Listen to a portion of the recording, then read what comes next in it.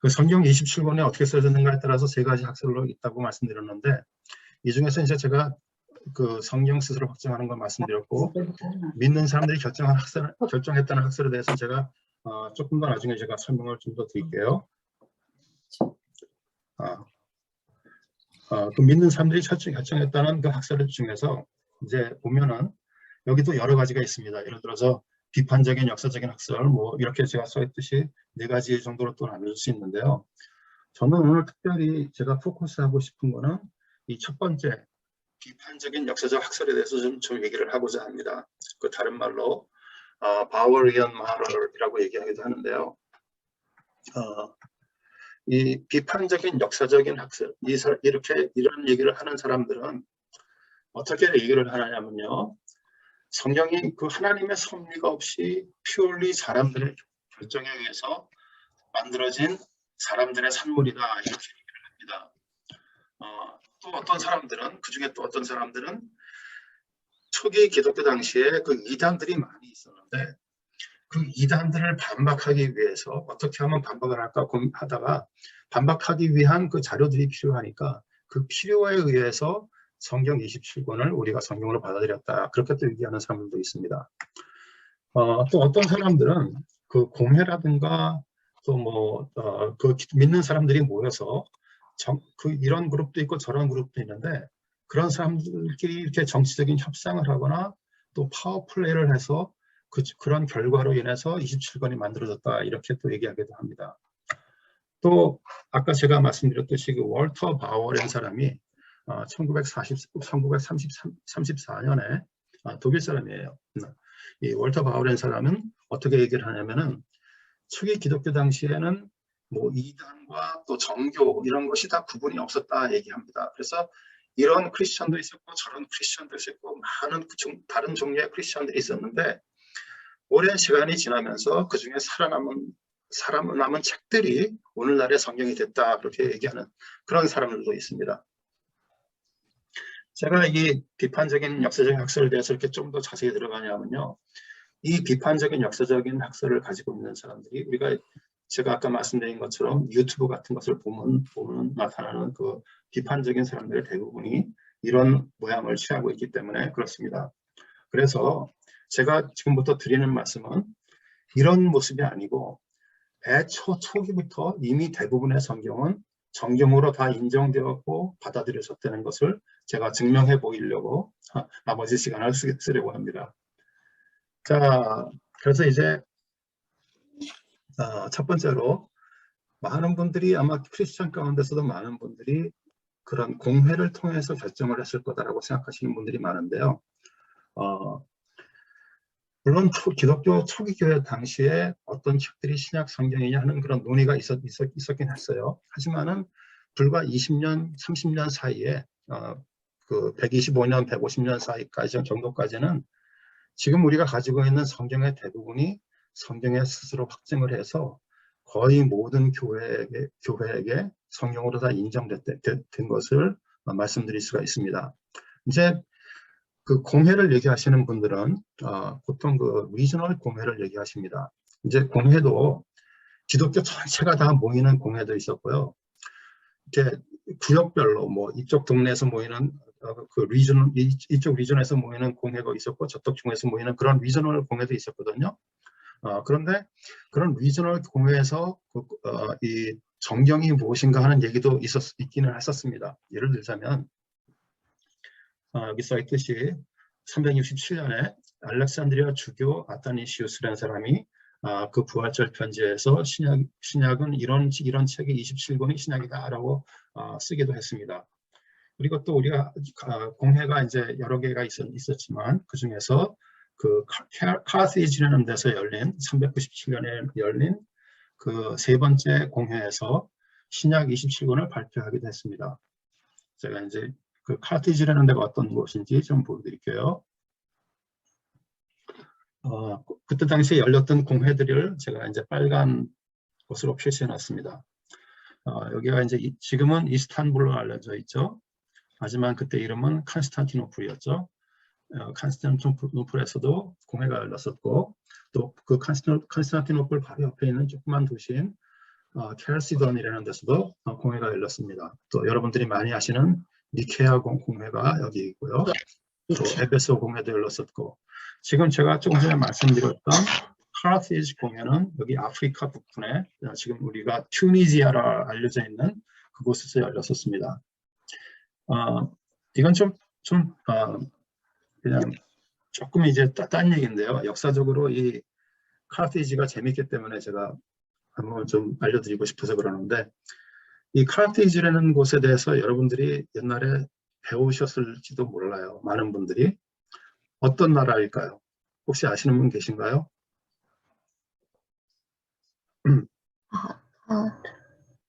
한니발 침략자. 어디요? 한니발. 한니발의 출신지 아닙니까? 그렇죠. 맞습니다. 우리는 지금 한국말로 이 카르티지는 카르타고라고 여러분들이 배웠을 겁니다. 세계사 시간에. 그 카르타고가 바로 이 카르티지입니다. 그 카르타고 지금 말씀하신 것처럼, 이종우 선생님께서 말씀하신 것처럼 이 카르타고의 그 역사상 가장 유명했던 인물은 하니발 장군이죠. 이 사람은 이제 그 로마 제국이 시작되기 전에 로마 이탈리아를 정복했던 그런 장군입니다. 그 사람이 어떻게 정복을 했죠? 일로 건너갔습니다. 뭐를 데리고 갔을까요? 아프리카산 코끼리들을 끌고 건너가서 스페인 이쪽을 싹 정보를 하고 브란스 남부지방을 정보를 하고 알프스 산을 넘어서 코끼리를 데리고 알프스 산을 넘었어요. 그리고 이태리를 정보를 했던 그런 사람입니다. 제가 이 얘기를 왜 또 드리냐면요. 이 비슷한 일이 천몇백 년 후에 또 벌어졌습니다. 천몇백 년이 아니고 거의 2000년 후에 또 벌어졌습니다. 누가 그랬을까요? 이 하니발 장군이 알프스를 넘어갔던 어디를 정확히 알프스에 어디를 넘어갔느냐에 따라서 학설이 여러 개가 있습니다. 그런데 많은 사람들이 그 샌버나디노 패스라는 그것을 넘어갔을 거라고 많은 분들이 생각을 합니다. 한참 한 2000년이 흘러서 나폴레옹이 이탈리아를 정복하러 갔을 때 샌버나디노 패스를 지나서 똑같이 영토를 했습니다. 그 나폴레옹의 전략이 2000년 전 하니발 장군의 전략을 다시 또 쓴 거죠. 여러분들께서 나폴레옹 그러면은 그 그림이 하나가 생각날 거예요. 그 말 타고 있는 그 모자 쓰고 블랑서 모자 쓰고 말 타고 있는 그 모습을 볼 텐데, 그 그림이 그 샌버나디노 그 패스를 지나가는 그 나폴레옹의 그 모습을 그리는 거죠. 이 알프스를 넘어서 이제 이태리로 들어가는 그것은 정말 예쁩니다. 저는 그 샌버나디노 그 패스를 간 것이 아니라 조금 더 그 밀란 쪽으로 있는 지나우 패스라는 것으로 이제 지나갔던 적이 있었는데요. 저는 이제 말을 타고 지나가거나 코끼리를 타고 지나간 게 아니라 차를 운전해서 지나갔죠. 근데 참 아름답습니다. 정말 아름답습니다. 그래서 그런 좋은 추억이 있습니다. 어쨌든 간에 하여간 이제 넘어와서 공회 얘기를 하고 있었으니까 다시 돌아가서 그 카르티지에서 열린 제3공회에서 발표한 그 신약 성경의 27권을 발표하면서요. 그 발표를 어떻게 하게 되는지를 설명하는 구절이 있습니다. 여기 제가 영어로 이렇게 써놨고요. 제가 이걸 한국말로 번역을 했습니다. 이 사람들이 그 신약 성경 27권을 발표한 이유는 뭐냐면요. 이 책들이 교회에서 읽혀져야 한다고 우리의 믿음의 선배들에게서 이렇게 받았으므로, 그렇기 때문에 27권을 선포한다고 말이 되어 있습니다. 그러니까 이 사람들이 모여서 이렇게 되어 있는 것이 그 결정을 해서 발표한 것이 아니고요. 선배들로서 그렇게 이미 되어 있었기 때문에 우리는 그냥 그걸 인정하는 것이다라고 발표한 내용이죠. 이것도 이제 그 믿음의 선배들한테서 어떤 내용을 구체적으로 받은 건지, 제가 구체적인 내용들은 제가 다음 주 시간에 좀 더 다시 설명해 드릴게요.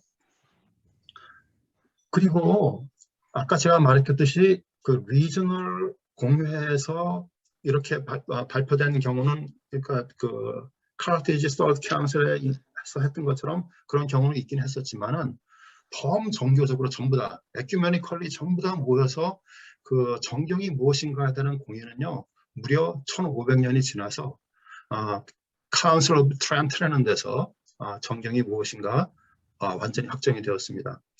결국 무슨 소리냐면요.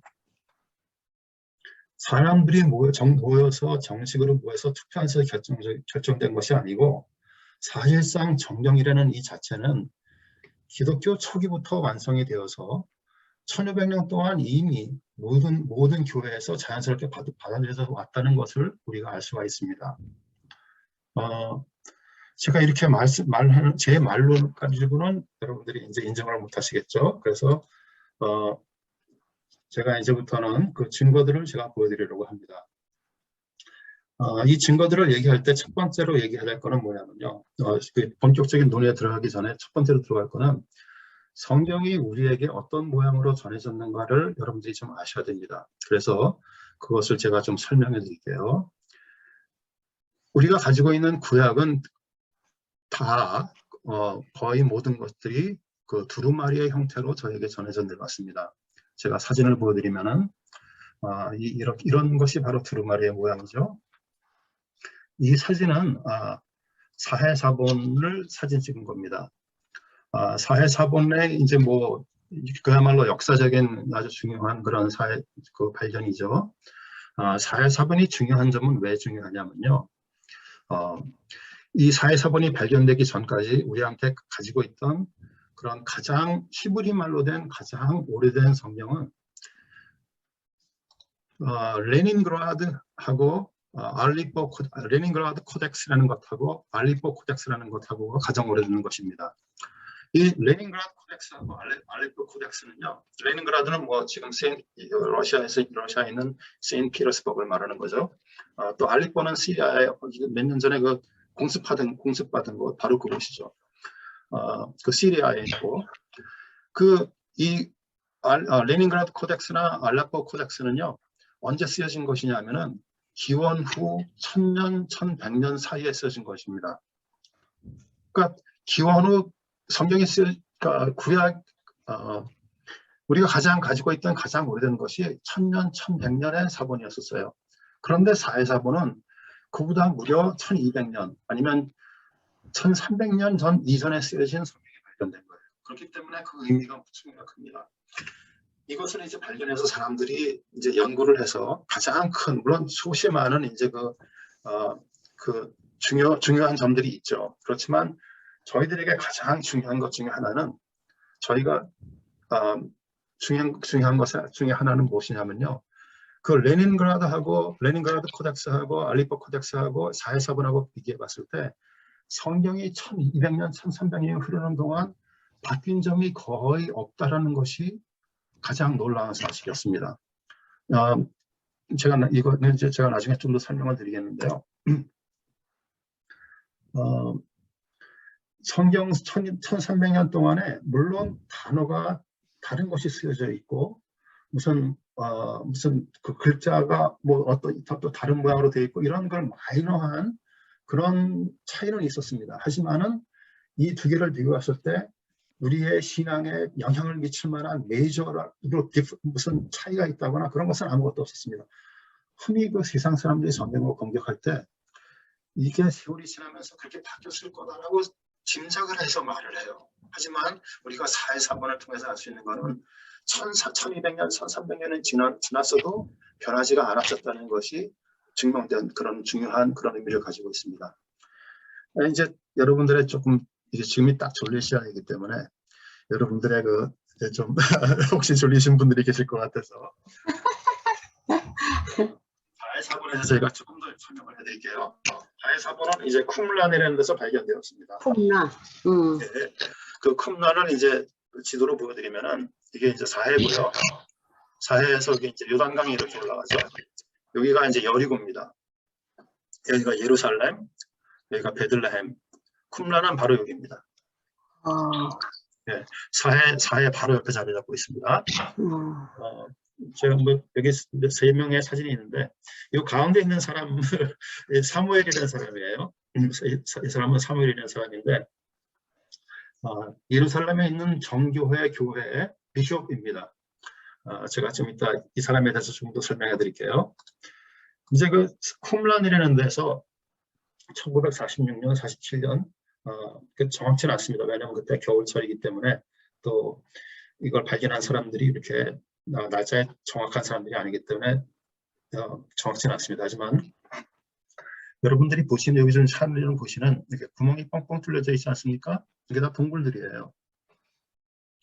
이런 사해 바로 옆에 동굴들이 이렇게 절벽 위에 이렇게 동굴들이 있는데 이제 그 앞에서 양치는 사람들이 있었어요. 그 베두인 사람들이 그쪽에 사는 사람들 베두인 사람들이 많죠. 베두인 사람 3명이 그 앞에서 양을 치고 있었는데 그 양을 친다는 게 굉장히 심심한 일이잖아요. 그러니까 이 사람들이 심심하니까 어떻게 시간을 보냈냐면은 돌들을 집어서 저기 절벽에 동굴이 있으니까 거기다 휙 던져서 그 동굴에다 돌멩이를 집어넣기 그런 걸 서로 내기를 했어요. 그 3명이 그렇게 하고 있었는데 그 중에 돌 하나가 동굴로 제대로 들어가더니 속에서 쨍그랑 소리가 난 거예요. 그래서 저 속에 뭐가 있구나라고 하는 걸 알았죠. 그런데 하여간 이 사람들은 그날은 그냥 그런 걸 있구나 알아서 그냥 집으로 돌아갔습니다. 근데 며칠이 지난 다음에 그 중에 한 명이 다시 몰래 찾아옵니다. 여기를. 누가 찾아왔을까요? 그래서 3명 중에서 제일 젊은 사람이 찾아왔습니다. 그래서 젊은 사람이 찾아와서 동굴을 기어 올라갔습니다. 그래서 들어가 보니까 이런 항아리들을 발견했어요. 이 높이가 크기가 짐작이 잘 안 가실 거예요. 이게 약 2feet 가량 됩니다. 높이가 약 60cm 가량 됩니다. 이런 항아리들을 여러 개 발견했고 그 속에 두루마리가 있는 것들을 발견했어요. 그 첫 번째 동굴에서 7개의 두루마리를 발견합니다. 그래서 그 발견한 것 중에 첫 번째 동굴에서 나온 것이 이사야서하고 하박국서가 발견이 되었습니다. 그래서 그 이사야서를 발견된 것들을 쭉 펼쳐서 사진을 찍은 것이 지금 제가 여러분께 보여드리는 슬라이드입니다. 이사야서는 굉장히 완벽하게 발견됐습니다. 거의 처음부터 끝까지 이사야서가 66권이잖아요. 그 66권이 전부 다 쓰여져 있는 그런 것들이 발견되었습니다. 아까 제가 그 3명 중에 제일 젊은 사람이 발견했다고 했잖아요. 그 젊은 사람들이 이 중에 이제 그 7개의 두루마리 중에서 4개를 가지고 와서 아까 제가 말씀드린 그 사무엘이라는 사람을 찾아가서 그걸 팔려고 합니다. 그래서 결국 그 4개를 100불에 팝니다. 그런데 그 사무엘이라는 사람이 미국으로 와서 이제 사람들이 막 몰려들었을까 여기 전 세계에서 몰려들어서 난리가 났죠. 그러니까 이 사람이 그 중에 그거 자기가 산 그 4개 두루마리를 들고 미국으로 옵니다. 그래서 이 사람은 아마 좀 그때 당시에 경제 사정이 안 좋았는지 그걸로서 돈을 벌고자 합니다. 그래서 이렇게 월스트리트 저널에 1954년 6월 1일에 그 4개의 사회사문을 팔겠다고 신문 광고를 냅니다. 아마 제가 그때 저도 여기에 대한 내용을 읽은 게 오래돼서 정확히 기억은 안 나지만 이렇게 팔지 못했습니다. 어쨌든 간에 우리는 그렇게 구약을 그런 두루마리의 모양으로 우리에게 전해져 왔습니다. 그런데 신약은 그렇지가 않습니다. 신약은 코덱스라는 모양으로 저희가 가지고 있습니다. 그 코덱스라는 말은 성경에도 나오는 말입니다. 성경에는 가죽종이라고 되어 있는데요. 디모데후서 4장 13절에 보면은 이렇게 되어 있습니다. 디모데후서는 이제 사도 바울이 쓴 편지 중에서 제일 바로 죽기 직전에 쓴 그런 디모데에게 쓴 그런 편지죠. 거기 보면은 4장 13절에 내가 올 때에 내가 두부와 가보의 집에던 겉옷을 가지고 오고 또 책은 특별히 가죽 종이에 쓴 것을 가져오라 이렇게 되어 있습니다. 성경학자들이 대부분 사람들이 어그리하기는 여기서 말하는 이 책은 두루마리 성경책 구약을 말하는 거라고 생각을 하고요. 여기 가죽종이에 쓴 것 그것은 이제 영어로 보면 파라치먼트라고 되어 있는데요. 신약에 쓰여진 그 그리스 말로 보면은 그리스 말로 써 있지가 않고 멤브라나라고 하는 라틴 말로 되어 있습니다. 여러분들도 이제 한국말 하시다가 영어를 쓰실 때가 있죠. 예를 들어서 당신 오늘 스타일이 좋아. 그러면은 그 스타일이란 말에 정확히 한국말이 없기 때문에 영어로서 스타일이라는 말을 갖다 쓰시기도 하죠. 마찬가지입니다. 성경을 쓰시던 그 사도 바울도 히브리 말에 그런 정확한 말이 멤브라라는 말이 없기 때문에 그 라틴 말에서 맘브라라는 말을 가지고 옵니다. 그 멤브라라는 말이 무슨 말이냐면은 코덱스라는 말입니다.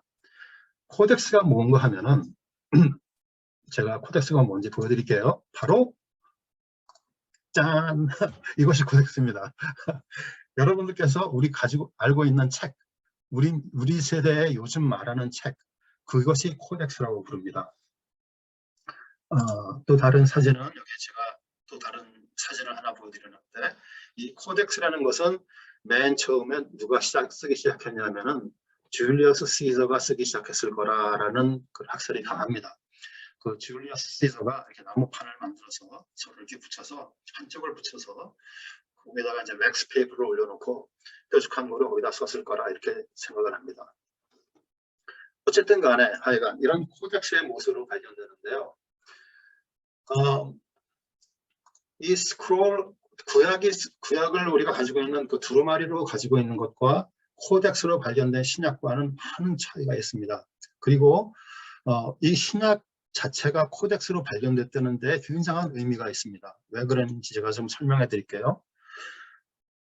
그때 당시, 그러니까 성경이 막 완성되가 초기 기독교 당시에 2세기부터 4세기 사이에 일반 문서는 코덱스로 써져 있는 것을 발견하기가 쉽지 않습니다. 하지만 같은 기간에 발견된 성경들은 전부 다 코덱스로만 되어 있습니다. 일반 사회에서, 그때 당시의 사회에서 일반 문서가 코덱스로 된 것은요, 4세기나 5세기 들어와야 일반적으로 됩니다. 초기 기독교 당시 100년부터 299년 사이에 발견된 성경들은 전부 다 코덱스로 발견됐고요. 두루마리로 써 있는 것은 전혀 발견하지 못합니다. 아예 없습니다. 우리 새 두루마리에 써 있는 것. 그러니까 헌 두루마리 쓰던 건 뭐 이렇게 리사이클해서 쓴 것은 있을지 모르겠지만 새 두루마리에 써 있는 것은 발견된 것이 없습니다.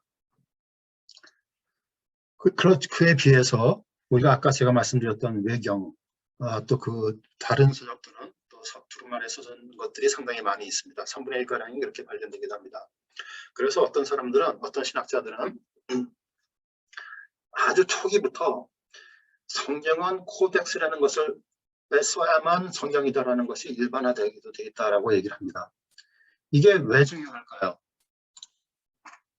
우선 첫 번째는 두루마리는 한쪽 면만 쓸 수 있습니다. 둘둘 말았기 때문에 한쪽 면만 쓸 수가 있고 한 두루마리에 한 책 정도밖에 못 집어넣죠. 아니면은 분량이 더 큰 구약 성경책은 여러 개의 두루마리를 써야 겨우 하나의 책이 커버가 됩니다. 그리고 성경 구절을 하나 찾으려면은 전체를 다 쭉 펼쳐놔야 돼요. 아까 제가 보여드렸던 그 이사야책 그것처럼 성경 전체를 쭉 펼쳐놔야 그것이 가능합니다. 그에 반해서 코덱스는 지금 여러분들 제가 보이시죠? 안 보이세요? 안 보이나? 오케이.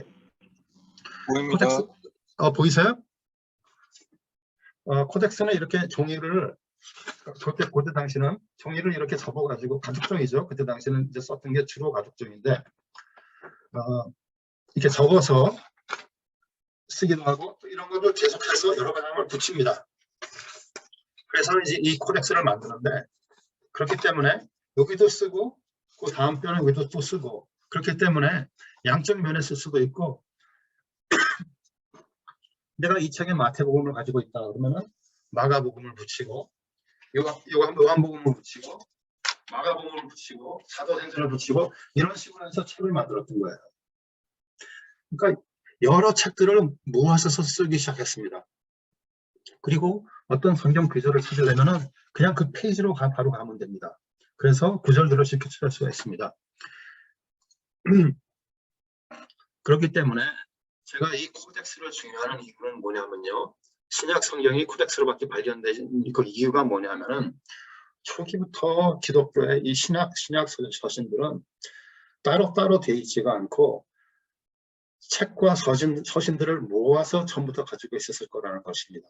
예를 들어서 복음서면 복음서가 다 모아져 있고 사도 바울 서신이면 바울 서신, 뭐 일반 서신이면 일반 서신 이렇게 모아져 있고 아니면은 복음서, 바울 서신, 일반 서신 다 모아서 한꺼번에 모여진 그런 것들을 가지고 있을 거라는 것입니다. 그래서 그리고 또 하나의 특징은 뭐냐면요, 구절들을 또 쉽게 찾을 수가 있다는 것이고, 그래서 설교 같은 것을 할 수가 있도록 만들어졌다는 것입니다. 일반 서신들로 발견된 코덱스를 찾아보면은 한 책에 그 라인이 50줄가량 들어가 이렇게 빽빽하게 써 있습니다. 하지만 우리가 가지고 있는 그 코덱스들을 예를 들어서 P46, 이거 제가 다음 주에 사진으로 보여드릴게요. P46 같은 거는 P46 같은 거 찾아보면은 그 반밖에 훨씬 더 큰 글자로 써서 또 unsure letters, 그러니까 대문자이고 서로 연결되지 않고 높이가 같은 그런 글자들로 써져 있습니다. 그래서 사람들에게 읽어줄 수 있게 그렇게 써져 있는 코덱스들입니다. 자, 제가 이제 설명을 해드렸는데, 자, 이제 눈으로 좀 보셔야 이게 좀 더 나아지잖아요. 그래서 제가 지금 성경책 4권을 제가 보여드리려고 합니다. 이거는 초기 성경책들인데요. 그 학자들 사이에서는 Four Great Unsure Codex 이렇게 사람들이 불려지는 그런 책입니다. 제일 먼저 보여드릴 거는 300년에 약 300년가량에 만들어졌을 거라고 생각하는 바티쿠너스라는 그런 코덱스입니다. 현재 바티칸 그 도서관에서 보관 중이고요. 한 가지 좀 아쉬운 점은 이게 이제 700 몇십 페이지짜리 성경책이에요. 그런데 뒷부분이 좀 손실이 됐습니다. 그래서 좀 아쉽긴 하지만 하여간 그렇게 가지고 있습니다. 또 다른 걸 보여드릴게요. 두 번째로 보여드릴 거는 비슷한 시기에 쓰여진 330년가량에 쓰여진 시나티쿠스라는 그런 성경입니다. 이건 런던에 있습니다. 이렇게 되어 있습니다. 아까 제가 좀 전에 말씀드릴 때 그 초기 성경들은 한 페이지에 한 25라인 정도밖에 없다 그러는데 이거는 훨씬 많잖아요. 이거는 40 내지 44라인입니다. 훨씬 많잖아요. 왜 이렇게 많으냐 하면은 이거는 책이 사이즈가 큽니다. 여러분들 가지고 계신 그 8x11 페이지에 약 1배 반 이상, 어쩌면 이상 되는 그런 사이즈예요. 그래서 라인이 좀 많습니다. 또 다른 걸 또 보여드릴게요. 이거는 이제 그 시내산에서 발견된 시내산 옆에 있는 그 세인트 캐터린이라는 수도원에서 발견되었습니다. 또 하나 보여드릴게요. 이건 이제 알렉산드리누스라는 그런 코덱스인데요. 이것도 역시 런던에 있죠. 이렇게 또 있습니다. 또 마지막으로 하나 더 보여드릴게요. 이거는 이제 에브라미라는 코덱스인데요. 이거는 이제 불란서의 파리에 있습니다. 이 성경책은 어떻게 된 거냐면요. 보시면은 여기 원래 성경 구절들이 있었습니다. 그런데 어떤 무식한 사람이 이걸 자기가 쓰려고 닦아냈어요. 물론 다 지워지진 않았지만 닦아내고선 그 위에다가 자기가 썼습니다. 하지만 저 밑에 있는 거는 성경 구절들입니다. 자, 이렇게 제가 4권들을 보여드렸는데요. 300년부터 450년 사이에 성경책들을 제가 보여드렸습니다. 이 성경책들의 특징이 뭐냐면은 우리가 지금 가지고 있는 27권의 성경들이 다 그 속에 포함되어 있습니다. 사복음서, 사도행전, 바울서신, 일반서신, 유다계시록 다 들어가 있습니다. 제가 다음 시간에는요, 이게 이제 가장 오래된 게 300년이잖아요. 근데 성경이 완성된 거는 95년이니까 그 200년 정도 차이가 나잖아요.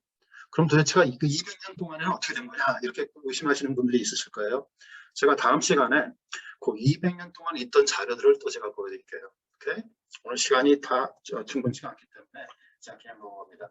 그래서 오늘은 그냥 결론만 말씀드리면은 결국은 또 웨스트민스터 신앙고백으로 돌아오게 되지만 우리가 성경을 어떻게 완성되었는가 웨스트민스터 1장 1조에 이렇게 되어 있습니다. 주께서는 여러 시대에 여러 방식으로 자신을 계시하시고 그의 교회에게 그의 뜻을 선언하시기를 기뻐하셨고 후에는 그 진리를 더 잘 보존하고 전파하시기 위해 또 육신의 시선과 사탄과 세상의 악에 대하여 교회를 더 굳게 세우시고 위로하시기 위해 그 계시하신 내용을 온전하게 기록되게 하셨다. 이것이 성경을 가장 필요하게 만든다. 왜냐하면 하나님께서 그의 백성에게 그의 뜻을 계시하시던 이전의 방식들이 지금은 중지되었기 때문이다. 무슨 말씀이냐 하면은 이미 모두 이루어졌다는 겁니다. 우리가 가지고 있는 성경 신약 27권으로 하나님께서 원하시는 예언과 계시는 모두 이루어졌다. 우리에게 필요한 것은 이미 모든 것을 다 허락하셨다. 그렇기 때문에 우리에게 더 이상 예언과 계시는 필요 없고 성경은 완성되었다. 이것이 바로 웨스트민스터 신앙고백 1장 1절에 있는 그런 내용입니다.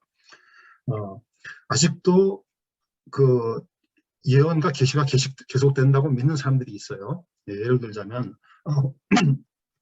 기독교 초기 당시에는 몬테니스트라는 사람들이 그랬고 또 지금 시절에는 몰몬 사람들은 그렇습니다. 몰몬 교회는 그 몰몬 교회 프레지던트하고 그 어드바이저리 커미티라고 하는 그런 사람들, 우리 교회로 따지면 당회 같은 거죠. 그 사람들을 보고 어떻게 부르냐면은 living prophet이라고 부릅니다. 그래서 현재 살아서 우리에게 예언과 계시를 하는 사람들이다 이렇게 얘기를 하기도 합니다. 저희는 그렇게 믿지 않습니다. 그래서 오늘은 제가 좀 오버롤 전체적으로 보여드리기 위해서 띄엄띄엄 넘어갔고 다음 주 강의는 도대체 성경에서 어떤 증거들이 있기에 우리가 복음서, 사도행전, 바울서신, 일반서신, 계시록 이런 것들을 우리가 다 성경으로 받아들이는 그런 증거들이 어떤 것이 있는지 제가 알려드리고요. 아까 그 카티지 공회에서 그 제가 설명드릴 때 선조들로부터 믿음의 선조들로부터 이미 그렇게 받았기 때문에 우리는 그냥 그걸 인정한다라고 발표했다고 말씀드렸는데 그러면 그 초대 믿는 선조들이 말을 한 내용이 어떤 내용들을 얘기했는지 제가 그걸 보여드리고 또 하나는 그 100년부터 299년 사이에 고고학으로 발견된 그런 자료들의 증거들을 여러분들께 보여드리려고 합니다. 그래서 우리가 신약 성경이 우리에게 27권이 어떻게 전해졌는지 거기에 대해서 다 마무리하고자 노력해보고자 합니다.